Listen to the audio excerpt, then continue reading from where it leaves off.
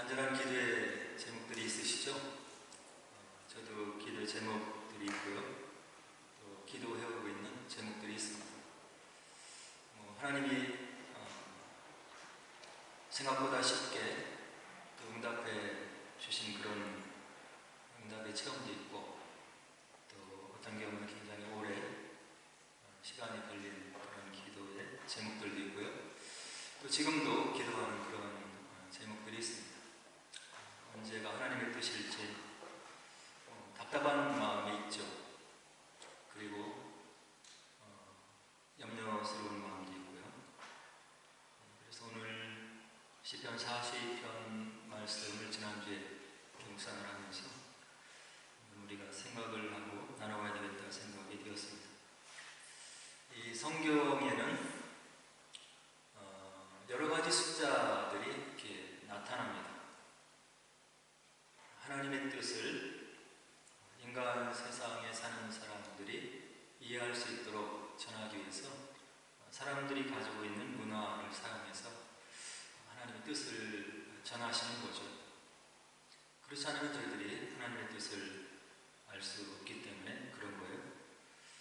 그래서 이 성경에 나타난 여러 가지 숫자들도 고유한 또 나름대로 성경적인 의미가 있는 것입니다. 먼저 1은 하나는 이제 보통 하나님을 가리키는 그런 숫자로 등장을 하고요. 또 2는 둘은 가족과 가정을 나타내는 그런 숫자로 등장을 합니다. 그리고 숫자 3은 저와 여러분들이 경배하고 섬기는 삼위일체 하나님을 나타내는 그런 숫자로 등장을 하죠. 그리고 숫자 4는 우리 한국 사람들이 싫어하는 숫자죠. 세상의 숫자를 상징하는 경우가 있어요. 동서남북을 가리키는 거죠. 그리고 숫자 5는 율법을 가리키는 경우가 있습니다.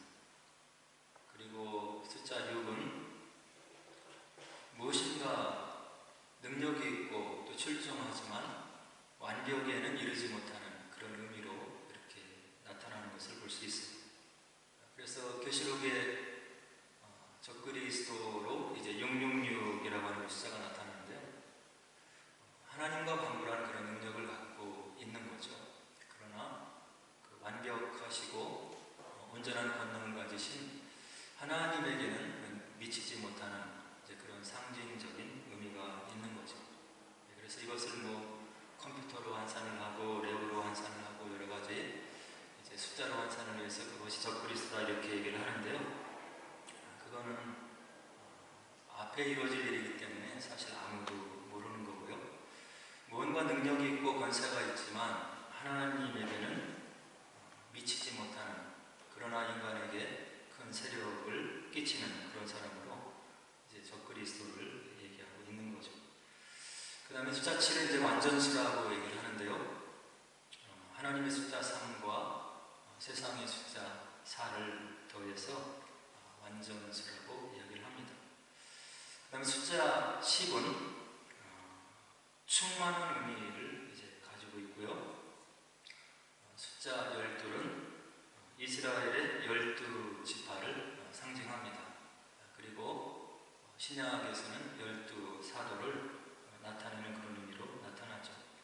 그래서 계시록이 14만 4천, 이건 이제 문자적인 의미라기보다는 구약의 12지파와 신약의 12사도, 그리고 충만히 많은 숫자를 의미하는 천을 곱해서 나온 숫자로 이렇게 성경적으로 해석을 하고 있는 거예요. 그래서 신천지에서 소위 말하는 14만 4천을 문자적으로 적용해서 자기들의 성도를 택함받은 숫자로 얘기하는 것은 굉장히 성경적이지 못한 그런 억지 해석인 거죠. 그래서 예수님을 믿는, 예수님으로 인해서 새롭게 된 하나님의 허다한 무리들, 이 숫자를 14만 4천으로 이제 얘기를 하고 있는 거예요. 그 다음에 성경에 나타나는 또 숫자 중에 중요한 것이 있는데요. 40이 등장을 합니다. 이 40은 고난과 역경을 의미하죠.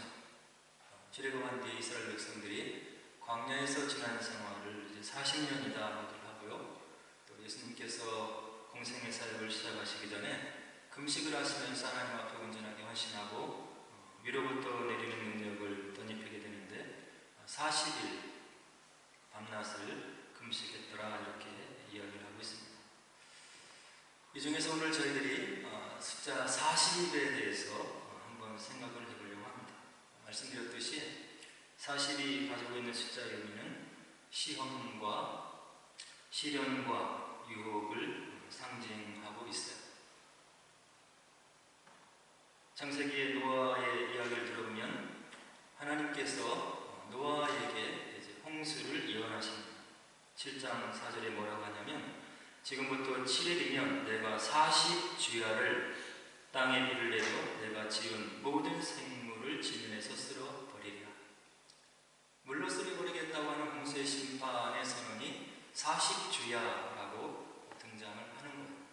지상에 호흡 있는 모든 사람들에게 엄청난 시련과 유혹을 상징하고 있는 거죠. 그리고 또 말씀드렸듯이 출애굽을 한 이스라엘 백성들이 광야, 하나님의 도우심이 없이는 절대 살아날 수 없는 그런 광야에서 방황을 하게 되는데 40년을 방황했더라 이렇게 이야기를 하고 있습니다. 신명기 8장 2절을 보면 모세는 뭐라고 기록을 남기고 있냐면 내 하나님 여호와께서 이 40년 동안에 내게 광야길을 걷게 하신 것을 기억하라. 이는 너를 낮추시며 너를 시험하사 내 마음이 어떠한지 그 명령을 지키는지 지키지 않는지 알려 하시니라. 은혜로 출애굽을 시킨 백성들에게 40년 광야 생활을 섭리 가운데 하게 하신 것은 이스라엘 백성들의 마음을 하나님이 보시기를 원하셨다고 하는 이야기. 자고하지 않고 교만하지 않고 내 마음이 어떠한지 내가 알아보려고 그 마음을 보기 위해서 40년을 광야 생활을 허용했다 이렇게 모세가 그의 책 마지막 신명기에서 얘기를 하고 있죠. 그리고 사무엘상 17장 16절에 보니까 이스라엘 백성들의 철천지 원수였던 블레셋 그 중에서 가장 위대한 장수로 알고 있는 골리앗이 있는데요. 이 육척 장신이 나와서 이스라엘 백성들을 모욕하고 하나님을 이렇게 멸시하는데 얼마 동안 했냐면 사무엘상 17장 16절에 보니까 그 블레셋 사람이 40일을 조석으로 나와서 몸을 나타내었다. 이스라엘 백성들이 침묵할 수밖에 없는 거예요.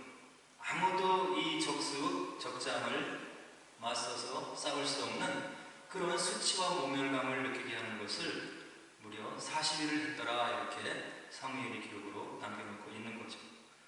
그리고 말씀드렸듯이 예수님도 광야에서 40일을 금식하셔요. 40일 동안 성령에 이끌려서 광야에서 금식을 하시고 그리고 마귀로부터 3가지 시험을 받으면서 공격을 당하시는 거죠. 그래서 성경에 나타나는 이와 같은 40이라고 하는 의미가 가지고 있는 숫자를 보면 시련과 고난이고 어려움이고 여러 가지 훈련의 의미가 담겨 있는 것. 그럼 하나님께서는 택함받은 백성들에게 이 땅에서 이와 같이 시련만 겪고 곤란만 겪고 환난만 겪고 그대로 내버려 두시냐? 성경에는 이런 훈련과 역경과 환난 그리고 어떤 시련의 시간이 반드시 지나가고 41일째가 있음을 우리들에게 상징적으로 알려주고 있는 것. 하나님께서 노아의 홍수를 40일 동안 밤낮으로 비를 내리신 다음에 40일이 지난 다음에 새로운 세상을 열어주시고 그리고 새로운 하나님의 백성들이 이 땅에 편만할 것을 우리가 창세기에서 찾아볼 수 있는 거죠. 그리고 이스라엘 백성들이 고난의 시간, 어려움의 시간, 그리고 시련의 시간인 광야에서 40년을 지내고 그리고 하나님의 율법을 알고 있는 출애굽 2세대가 약속의 땅 가나안으로 들어가는 것을 우리가 여호수아에서 분명하게 알 수 있는 겁니다. 블레셋 족장 골리앗이 나와서 40일 동안 이스라엘 백성들을 위협하고 하나님을 만홀히 여기고 그리고 하나님이 없는 것 같이 그가 길길이 날고 뛰었지만 바로 하나님의 사람 다윗이 등장을 해서 그 적장을 때려 눕히고 이스라엘 백성들에게 놀라운 승리를 가져다주는 40일이 지난 다음 역사를 우리는 성경에서 볼 수 있는 겁니다. 그리고 공생애를 하나님의 은혜 가운데 잘 감당하시기 위해서 무려 40여일을 밤낮으로 금식하던 예수님, 그분께서 이제 성령의 도우심 가운데 앞으로 3년 동안 하나님의 뜻을 이 땅 위에서 능력 있게 펼치시면서 그 사역을 감당하시는 그런 모습으로 이렇게 나오는 것을 우리가 누가복음 4장 15절 14절에 볼 수 있는데요. 뭐라고 하냐면 예수께서 성령의 능력으로 갈릴리에 돌아가시니 그 소문이 사방에 퍼졌고 친히 그 여러 회당에서 가르치심에 무사람에게 칭송을 받으시더라.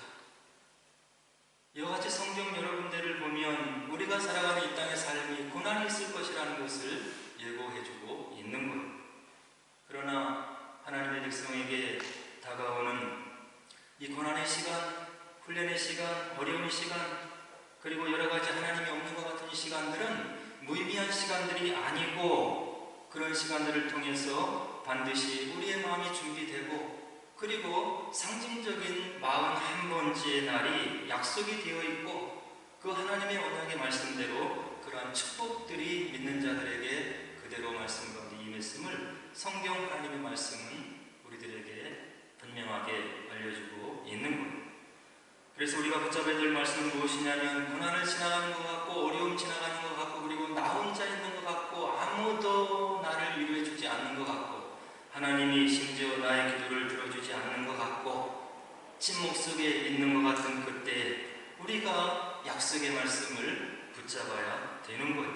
포기하지 말고 도망치지 말고 믿음의 줄을 놓치지 말고 요한복음 16장 33절에서 우리 주님이 우리를 위해서 약속해 주셨던 말씀, 이것을 너희에게 이루는 것은 너희로 내 안에서 평안을 누리게 하려 함이라. 세상에서는 너희가 환난을 당하나 담대하라. 내가 세상을 이기었노라. 저와 여러분들이 사랑하고 섬기고 예배하고 경배하는 그 예수님께서 약속의 말씀으로 우리에게 이 말씀을 주시고 있는 거예요. 세상에서 너희가 환난을 당할 수 있다. 외로움을 너 혼자 있는 것 같고 하나님의 얼굴을 숨기시는 것 같은 그런 때가 있을 것이다. 그렇지만 담대하라. 내가 세상을 이겼다. 그리고 사도 요한은 요한일서 4장 4절에서 너희 안에 계신 이가 세상에 있는 자보다 크시다.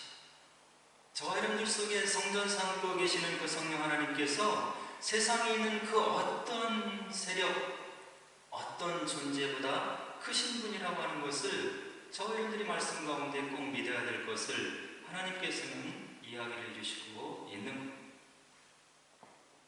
이런 하나님의 은혜 가운데 있었던 믿음의 선조들 욥이 그랬고요, 요셉도 그랬고 룻도 이런 믿음의 줄을 잡고 그들이 하나님 앞에 인격적으로 믿음으로 바로 서 있는 그런 모습을 우리가 말씀 속에서 분명히 알 수 있는 겁니다. 오늘 본문의 말씀 다윗도 그런 고백을 지금 하고 있지 않습니까?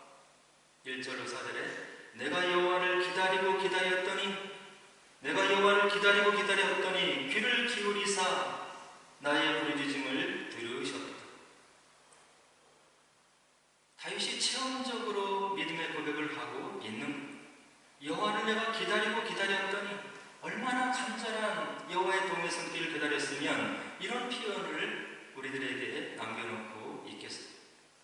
수많은 대적 가운데 사울 왕으로부터 환난과 어려움 속에 하나님의 도우심이 아니면 이 시간들을 지날 수 없다고 하는 그런 시간들을 기다리고 기다렸더니 귀를 기울이사 나의 기도를 외면하지 않으시고 나에게 귀를 기울여서서 나의 부르짖음을 들어주셨도다.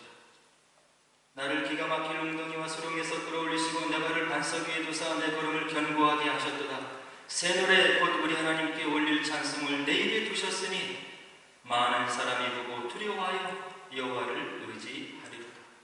여호와를 의지하고 교만한 자와 거짓에 치우치는 자를 돌아보지 아니하는 자는 복이 있도다. 믿음의 줄을 놓지 말아야 될 것을 자신의 삶 속에서 체험적으로 하나님을 만났던 다윗이 저와 여러분들에게 들려주는 음성인 거예요. 너희가 세상에서 환난을 당하나 어려움과 힘든 일을 당하고 혼자 있는 것 같고 괴로운 것 같고 아무도 나의 마음을 알아주지 않는 것 같은 그때에 우리의 기도를 들어주시고 그리고 기가 막힐 웅덩이와 수렁에서 끌어올리시고 우리의 발을 반석 위에 두시는 우리의 걸음을 견고하게 하시는 그 하나님을 잊지 말고 믿음으로 잡아야 될 것을 오늘 다윗이 우리들에게 이야기를 해주고 있는 겁니다. 하나님이 길게 침묵하시는 것 같고 어려움 가운데 있을 때 우리가 생각해야 될, 기억해야 될 분이 있는 거예요. 누구로부터 도움받기를 기다리고 있는지를, 내가 누구에게 기도를 하고 있는지를, 우리의 문제를 가지고 아뢰고 있는지를, 그분이 누구인지 어떤 능력자이신지를 기억하고 우리가 흔들리지 않는 믿음을 가져야 된다고 하는 것을 이런 믿음의 선조들은 자신의 삶을 체험적으로 우리들에게 그들의 신앙을 고백해주고 있는, 우리를 위해서 일하시고 계신 분, 우리가 둘러싸이는 환경과 여러가지 여건보다 더 큰 분, 우리를 어렵게 하고 힘들게 하는 그런 문제보다 더 크신 분, 원수보다 더 크신 분, 문제 해결의 궁극자가 되시는 그분을 말씀 가운데 놓치지 말아야 될 것을 하나님의 말씀은 우리들에게 알려주고 있는 겁니다.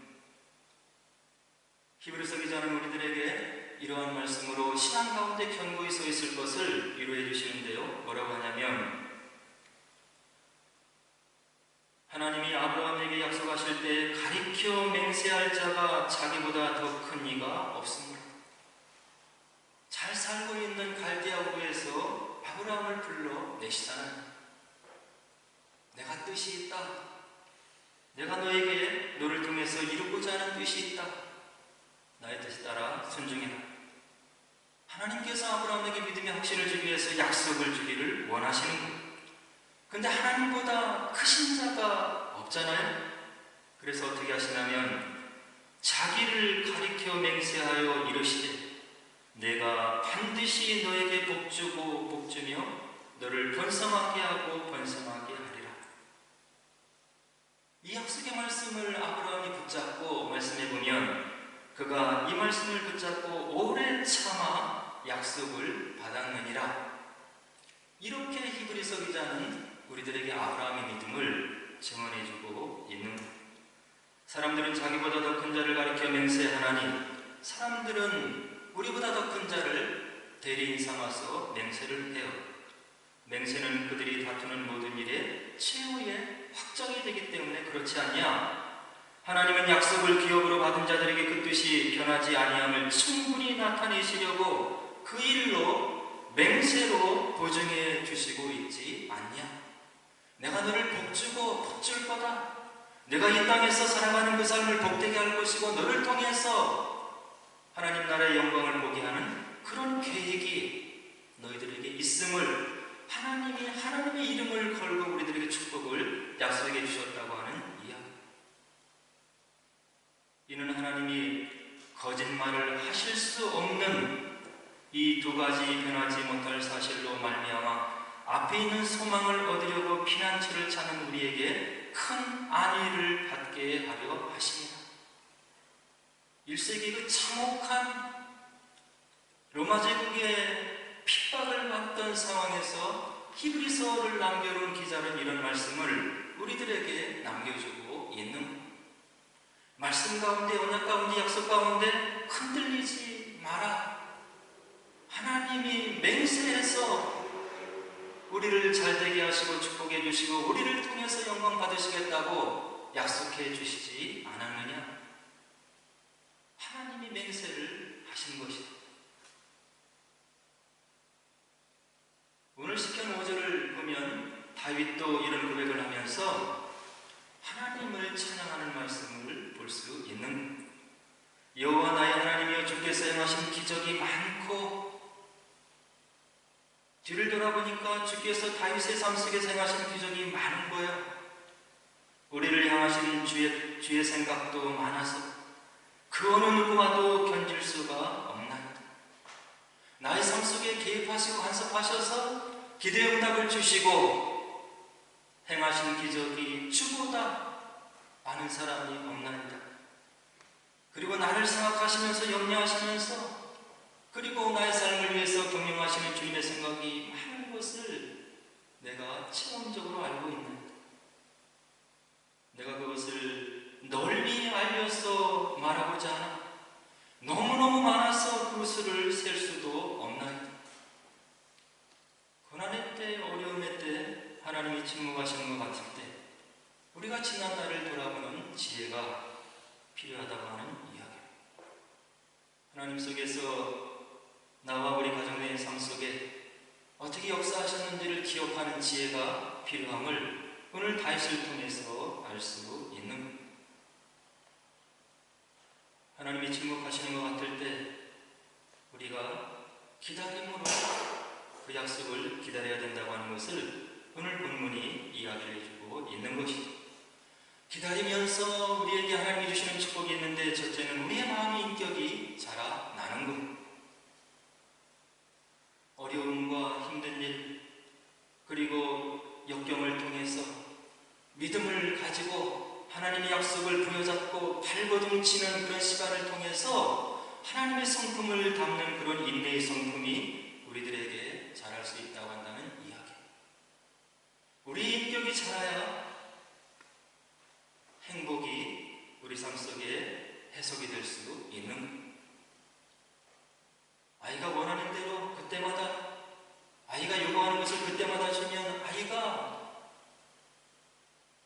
성숙해지는 것이 아니고 철이 드는 것이 아니고 조동으로 자라는, 아닌 것은 아닌 것이고 기다려야 될 때는 기다려야 되는 것이고 그런 것을 통해서 기다릴 줄도 알고 인내할 줄도 알고 하나님의 때를 기다리는 인내의 성품을 가지고 있어야 우리 삶 속의 이후에 평강이 해석이 될 수 있는, 조바심 내지 않고 하나님의 사랑을 의심하지 않고 하나님의 뜻을 믿고 그 말씀을 삶 속에 적용하는 인내의 능력을 통해서 주어지는 평강이 저희의 삶 속에 있을 수 있다고 한다는 이야기. 그리고 이와 같이 인내가 부족한 저희들이 지나고 나면 하나님의 뜻을 깨닫게 되는 것. 지난 시간의 말씀을 나누지 않습니까? 이사야서 55장 8절 9절 이는 내 생각이 너희의 생각과 다르며 내 길은 너희의 길과 다름이니라. 여호와의 말씀이니라. 이는 하늘이 땅보다 높음 같이 내 길은 너희 길보다 높으며 내 생각은 너희의 생각보다 높음이니라. 기도하는 기도의 제목이 당장 이루어지지 않는다고 해서 하나님을 원망할 수 없다고 하는 것을 이 말씀이 우리들에게 가르쳐주고 있는, 하나님의 길과 하나님의 생각이 저와 여러분들의 생각보다 높고 깊고 넓다고 하는 것을 선지자 이사야는 이런 말씀으로 이야기를 해주고 있는, 지나고 보면 이 말씀을 알 수 있는, 저희 경우도 진로를 바꾸고 유학을 준비하고 미국으로 유학을 떠나기 위해서 모든 것을 준비하고 특별시험도 다 되고 입학허가서 나오고 그랬는데 비자가 나오지 않는 거예요. 얼마나 제가 낙심이 되겠어요. 하나님을 위해서 주의 뜻을 위해서 섬겨보겠다고 진로를 바꾸고 가족의 여러 가지 반대를 무릅쓰고 이 신학의 길을 걸어가는데 하나님께서 마지막 판에 이 길을 활짝 열어주시면서 마음에 용기를 주시고 위를 주셔야 되는데 마지막 순간에 비자가 나오지 않는 고배를 주시는 겁니다. 너무나 낙담이 되어서 기도를 할 수 없는 상황이 되었고 하나님의 뜻이 무엇인지 고민하는 시간들이 적지 않은 시간 있었습니다. 고난의 시간, 고통의 시간, 외로운 시간, 하나님의 얼굴을 가리는 것 같은 그런 시간을 지나고 이제 영국으로 유학을 떠나올 수 있는 길이 열리게 되어서 이곳에서 공부를 하고 지나온 다음에 뒤를 돌아다 보니까 하나님께서 저에게 더욱 넓은 신학의 장에서 공부할 수 있는 기회를 허락하시고 그 길을 위해서 길을 닫고 계셨던 것. 우리 아이들을 위해서도 하나님께서 일을 하고 계셨고 불평과 원망과 하나님을 향한 그런 믿음이 없는 마음을 가지고 있었던 때 그때도 하나님께서 저와 저희 가정을 위해서 일하시고 그리고 한참을 지나서 뒤돌아보니까 여호와 하나님의 뜻이 이사야서 55장 8절로 9절 말씀이 신앙의 간증으로 마음속에 남는 것. 나의 길과 나의 생각과 다른 하나님의 뜻, 거기서 믿음을 놓지 않고 하나님의 은혜를 생각하고 앞이 보이지 않을 때 지나간 시간에 하나님께서 어떻게 역사하셨는지를 기억하는 지혜를 성령의 은혜 가운데 가졌을 때 모든 것이 합력하여 선을 이루어 주시고 하나님의 인도하심을 고백하게 하는 그런 하나님의 뜻과 길이 삶 속에서 체험되더라 하는 이야기. 3500년 전에 다윗에게만 그랬겠습니까? 2000년 전에 예수님의 제자들에게만 그랬겠습니까? 기독교 역사 2000년 동안 그리고 저와 여러분들 하나님을 인정하고 부족한 저희들이지만 마음을 드리기 위해서 몸부림치고 하나님의 뜻 가운데 살기 위해서 몸부림치는 저희들을 하나님께서 내버려두지 않으신다고 하는 이야기. 기도의 응답이 느려지는 것은 하나님의 뜻이 어디 있는지를 우리가 모르기 때문에 우리의 믿음을 하나님께 놓기를 원하시고 광야를 통과하는 이스라엘 백성들의 마음을 알기를 원하시는 하나님의 뜻을 우리가 말씀 가운데 새기셔서 우리의 신앙생활 여정 가운데 말씀 가운데 있어야 되는 것. 언약의 하나님을 믿으시고 지나간 날들이 우리 삶 속에 역사하셨던 에베네셀의 하나님을 기억하시고 우리의 믿음을 하나님께 놓았을 때 하나님께서 반드시 그분의 이름을 걸고 약속하신 축복을 저와 여러분들의 생애를 통해서 부어주시고 저와 여러분들을 통해서 하나님 나라의 사역과 뜻을 이루어 주실 줄은 그런 믿음을 가지시고 믿음 가운데 말씀 가운데 든든히 선업하시는 저와 여러분들의 시기를 주의 이름으로 간절히 축원을 드립니다. 이제 우리 함께 기도하도록 하겠습니다.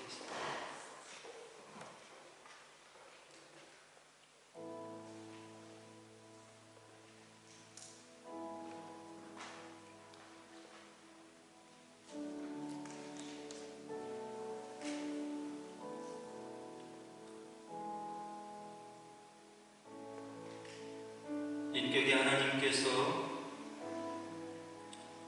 저와 여러분들에게 요구하시는 것은 우리들의 마음인 것입니다.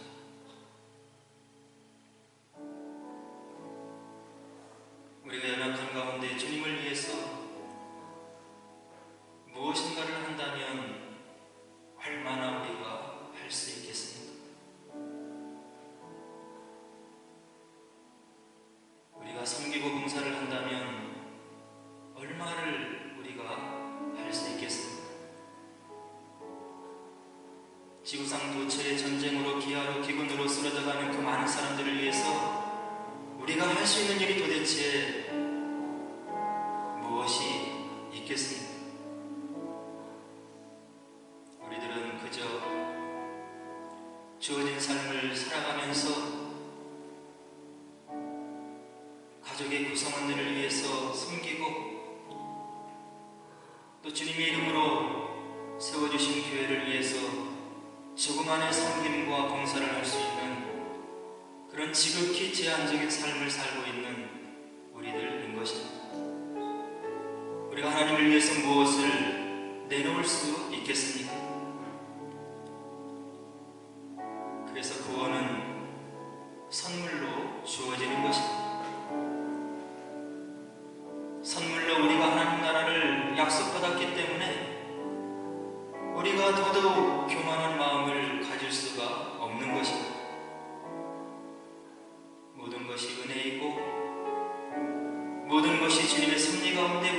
속에 담은 선물이기 때문에 그것을 마음으로 느끼면 우리가 주님의 마음을 가지고 있는 곳에서 할 수 있는 일은 최선을 다하는 신실한 종의 삶을 살 수밖에 없는 것입니다. 은혜를 허락하옵소서. 주님의 은혜를 헛되이 받지 말게 하옵소서. 주님 닮은 삶을 살게 하옵소서. 우리를 만나는 모든 사람들이 예수님의 얼굴과 이름을 발견하게 하옵소서. 우리의 삶을 통해서 주변의 사람들이 하늘의 평강과 권세와 능력을 맛보게 하옵소서. 주의 말씀이 살아 역사하는 믿음의 삶이 되게 하옵소서. 성령께서 우리의 부족한 마음에 성전 삼고 같이 계시는데 그 하나님을 증거하는 복된 삶이 되게 하옵소서. 주님의 뜻을 믿게 하시고 흔들림이 없는 견고한 믿음을 갖게 하옵소서. 함께 기도하겠습니다.